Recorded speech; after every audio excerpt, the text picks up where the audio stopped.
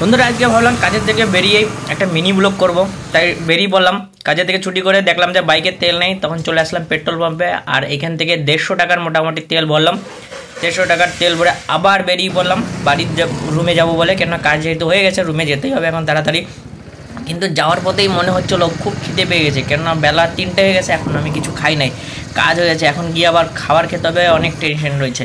তা যাওয়ার পথে দেখলাম এই রাস্তায় যদি যাই তা ভালো হতো, সামনেই মেন রাস্তা। কিন্তু এখানে জল দেখে আমি আবার আমার ডিসিশন চেঞ্জ করে অন্য একটা রাস্তার দিকে, গলি রাস্তার দিকে চলে গেলাম। ওইখান থেকে যাওয়ার পরে মেন রোডের কাছে আসলাম।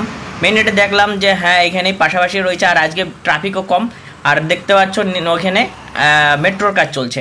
তারপরে চলে আসলাম এই পাশে, এসে সেই মন্দিরটা দেখাচ্ছে, যে মন্দিরটা আমার খুব পছন্দ, আর এরকমই একটা মন্দির বানানোর কথা আমি ভেবেছি। তারপরে আবার সার্ভিস রোড দিয়ে সামনে চলে আসলাম। আর এই দেখতে পাচ্ছ মেট্রোর কাজ হচ্ছে, আর পাশে যদি একটা মন্দির, যে মন্দিরে আমি ডেইলি যাওয়ার সময় দেখি। আর এই সোজা করে গেলেই আমার রুমের কাছে আমি পৌঁছে যাব। আর এইটা হচ্ছে আমার রুমের কাছের মন্দির। পাশে দেখতে পাচ্ছ ফুল বিক্রি হচ্ছে, এই দুটো জায়গাতে দুটো দোকানে ফুল বিক্রি হয়, সবাই পুজোর জন্য আসে ফুল কেনে এখান থেকে।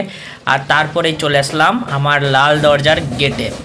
এই যে হচ্ছে আমার রুম, আমি এখন মোটামুটি ভিতরে ঢুকে গেছি প্রায়। আর ওই যে রুমটা দেখা যাচ্ছে ওই রুমটাতেই আমি থাকি।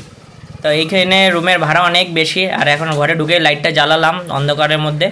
তারপরে দেখলাম খুব খিদে পেয়েছে, তাই তাড়াতাড়ি করে ড্রেসটা চেঞ্জ করে আমি পা ধুতে চলে আসলাম ট্যাবে, পাটা ধুয়ে নিলাম।